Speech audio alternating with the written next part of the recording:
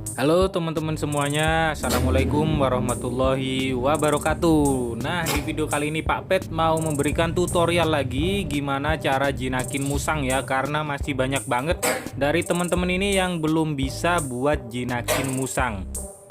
Nah, setelah kemarin Pak Pet sempat memberikan tutorial bagaimana cara menjinakkan musang tanpa menyentuh sedikit pun, meskipun ada sedikit pro dan kontra ya teman-teman semuanya, bahwa kemarin ada yang bilang, wah nih anfaedah nih, masa cara menjinakannya kayak begitu. Nah, Pak Pet ini kan cuman ngasih saran ya buat kalian yang nggak mau tangannya lecet, nggak mau kegigit, nggak mau bolong ya kan, nggak mau luka kayak gitu. Kalau dipikir itu juga bener guys, nggak ada salahnya buat kalian yang pengen tangan kalian tetap mulus gitu ya. Nah, kalau yang sekarang ini Pak Pet mau memberikan tutorial gimana cara jinakin musang, tapi resikonya adalah kegigit guys. Karena kalau mau jinakin musang yang sebenarnya kayak begini, nggak bakalan bikin tangan kalian tetap mulus. Oke, kalau begitu simak videonya dengan seksama ya. Nah, yang pertama lagi-lagi yang Pak Pet sebutkan berulang kali, yaitu dengan cara di hand feed guys. Hand feed ini sangat besar sekali pengaruhnya terhadap musang yang masih galak. Misalnya kayak musang yang satu ini. Seperti kalian lihat di awal video tadi, musang ini strike banget guys. Dia tidak akan segan-segan untuk melukai tangan kalian siapapun yang mendekat. Jadi kita mulai dengan hand feed ya. Kita lakukan hand feed terus menerus sampai si musang ini dia udah nggak terlalu strike lagi. Kita coba lagi. Kemudian kita coba dengan tangan kosong. Apabila terlihat masih menyerang seperti ini guys, kita coba lagi ya. Kita genggamkan tangan supaya mengurangi resiko kegigit di bagian jari guys. Ternyata masih menyerang, kita coba lagi.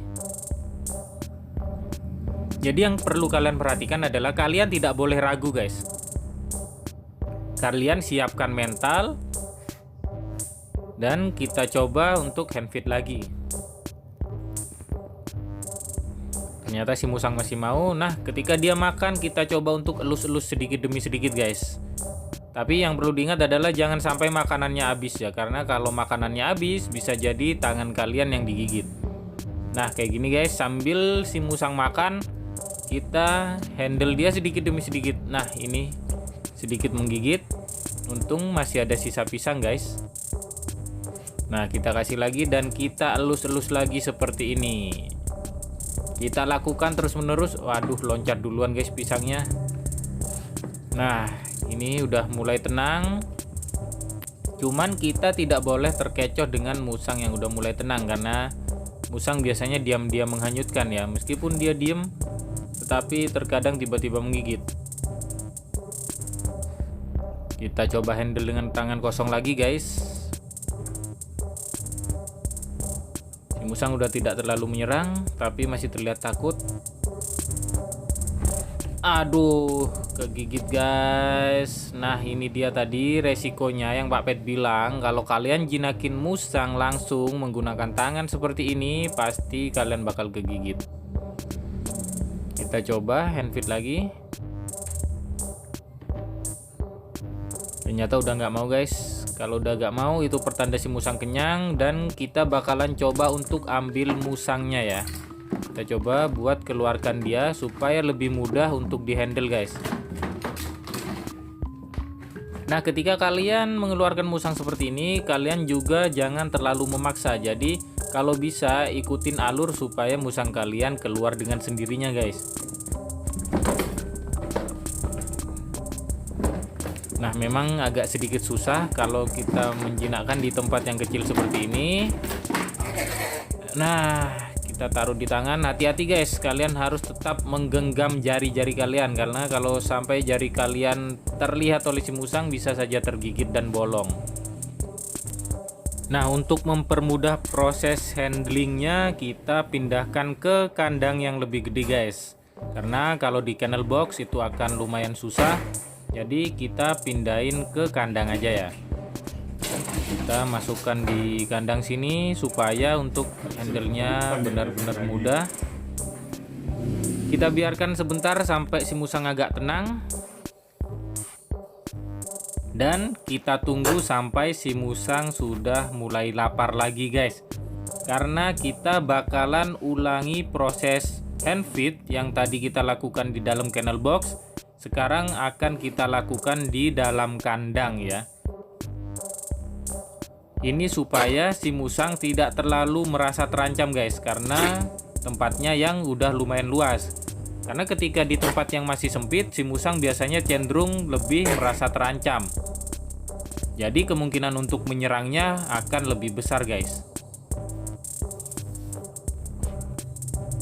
Nah ini dia sudah mulai strike lagi, dan kita sekarang bakalan hand feed lagi karena si musang udah mulai lapar.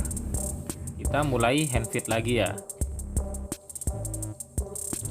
Kita buka pintunya supaya lebih mudah untuk menghandle-nya. Kita suapin terus guys. Kita kasih lagi. Kalau dia masih rakus, dibiarin dulu guys, jangan langsung di handle. Jadi biarkan dia makan dulu sampai setengah kenyang. Nah nanti ketika udah setengah kenyang, kita bakalan mulai buat handle lagi. Kita kasih dulu. Kita lihat kalau dia makannya masih rakus, itu berarti dia masih lapar guys. Tapi kalau sudah mulai pelan mengunyahnya, bisa jadi dia sudah setengah kenyang. Nah ini karena masih rakus berarti dia masih lapar guys. Jadi jangan langsung di handle ya. Kalau masih lapar gini jangan langsung di handle, karena dia bakalan ngincer tangan kalian semua. Nah bisa kalian lihat dari cara dia mengunyah pisangnya, ini kelihatan udah mulai setengah kenyang guys. Jadi setelah ini kita mulai elus-elus lagi kayak tadi. Nah kayak gini guys. Kalian elus pelan-pelan, perlahan seperti ini ya, sambil dia makan, dan sambil diperhatikan juga guys, jangan sampai pisangnya keburu habis. Kalau udah habis kalian tambah pisangnya lagi ya. Kalau dia udah nggak mau, itu berarti udah kenyang guys. Jadi cara yang tadi udah nggak bakal berhasil. Sekarang ambil kain penutup, bisa menggunakan handuk atau kain apapun yang tebal, kemudian kalian putarkan di tangan sampai berbentuk seperti ini guys. Kalian selimutkan di tangan supaya tangan kalian tidak tergigit ya, intinya di situ guys. Dan kalian handle musangnya, kalian elus-elus, kalian buat mainan, kalian gelitikin kayak begini guys. Nah kalian gunakan kain yang tebal, jadi ketika tangan kalian kegigit supaya tidak terkena langsung di tangannya guys. Nah kalian elus-elus terus kayak begini. Pastikan kalian menutup tangan kalian serapi mungkin ya, supaya tangan kalian nggak keluar dari kainnya guys. Karena kalau keluar kelihatan sama si musang bisa berabe guys. Nah kalian elus-elus terus kayak begini sampai dia nggak ada keinginan sedikit pun buat menyerang. Nah kalau udah keluar kayak gini tambah enak lagi guys. Kalian tinggal pegang ekornya dan kalian elus-elus kayak begini ya. Nah bisa kalian lihat si musang sudah mulai tenang guys di sini. Kalian elus-elus terus, kalian pegang buntutnya, jangan sampai lepas, karena kalau lepas si musang pasti bakalan langsung lari guys. Nah kalian elus-elus terus kayak begini. Kalau udah mulai tenang, sekiranya aman, kalian bisa keluarkan sedikit demi sedikit tangan kalian. Jadi supaya si musang mengenal bau dari kulit kalian guys. Karena kalau kalian menggunakan kain terus, nanti ketika dia bau tangan, bau kulit kalian, dia bakalan gigit lagi guys. Jadi kalau udah mulai tenang gini, kalian udah bisa mulai keluarkan jari-jari kalian sedikit demi sedikit. Yang jelas pastikan musang kalian sudah nggak nyerang lagi kayak tadi ya. Nah kayak gini guys, kalian bisa lepas kainnya sepenuhnya. Kalau si musang udah mulai diem, udah mulai tenang kayak begini, nah kalian elus-elus langsung menggunakan tangan kosong guys, supaya dia terbiasa dengan bau kalian. Kemudian gimana dengan menjinakkan menggunakan baju yang bau keringat kita? Kalau cuman kita kasih bajunya doang itu nggak bakalan ngaruh guys, karena ketika kalian handle, meskipun dia udah kenal baunya, kalau sebelumnya nggak pernah kalian handle, maka si musang bakal tetap ngegigit. Nah intinya itu di handlingnya guys. Handling itu lebih berpengaruh daripada cuman sekedar bau dari badan kalian ya. Nah bisa kalian lihat di sini si musang sudah mulai anteng. Ini merupakan perkembangan yang sangat bagus guys kalau udah begini. Kalian elus terus, kalian pastikan si musang sudah aman. Nah kayak begini kan ini masih menyerang guys, jadi kalian tetap elus-elus ya. Dan hindari memegang bagian-bagian yang sekiranya sensitif buat si musang, seperti bagian perut, bagian kelamin, bagian leher. Nah itu merupakan bagian-bagian yang biasanya gak suka. Bagian kaki dan tangan juga guys. Jadi untuk handling pertama kali kalian harus di bagian punggungnya saja. Nah ini juga merupakan bagian yang aman dan sulit dijangkau oleh si musang ketika dia mau menggigit. Karena apabila dia mau menggigit kalian, dia harus membalikkan kepalanya dulu guys. Kalau sekiranya sudah aman, kalian bisa mulai angkat kayak gini guys. Tapi sekali lagi pastikan tangan kalian tetap menggenggam ya. Jangan sampai jari kalian terlihat oleh si musang. Nah kalian biarkan seperti ini. Kalian lihat, kalau sekiranya dia nggak berusaha untuk menggigit telinga, kalian biarkan saja. Kalau sekiranya berpotensi untuk menggigit telinga, kalian jauhkan guys. Atau kalian lebih amannya pakai helm ya. Itu bakalan aman banget. Nah kalian elus-elus terus kayak begini guys. Yang terpenting dalam menjinakkan musang adalah, yaitu yang pertama adalah mental. Kalian nggak perlu ragu atau nggak boleh ragu guys. Karena kalau kalian ragu, musang kalian bakal berani sama kalian. Tapi kalau kalian yakin dan berani, musang kalian bakalan takut sama kalian. Itu modal utama dalam menjinakkan musang. Kemudian yang kedua adalah ketelatenan guys. Kalian harus benar-benar telaten. Jadi jangan berharap kalian bisa menjinakkan musang dengan cepat kalau kalian nggak telaten ya. Karena kapan hari ada yang tanya ke Pak Pet, saya sudah berusaha menjinakkan udah 2 hari tapi kok nggak jinak-jinak. Sabar guys, karena ada yang menjinakkan musang itu sampai 1 bulan, 2 bulan, 3 bulan, nggak apa-apa, nggak masalah kayak gitu loh. Yang penting kalian tetap konsisten setiap hari buat ngehandle. Kalau misalnya, aduh bang saya kerja nggak punya banyak waktu, nah itu juga resiko kalian. Buat kalian yang nggak punya banyak waktu, lebih baik kalian langsung adopsi musang yang udah jinak total ya. Gitu. Kalau kalian udah terlanjur adopsi yang galak, ya mending menggunakan teknik yang kemarin guys, teknik menjinakkan tanpa menyentuh ya.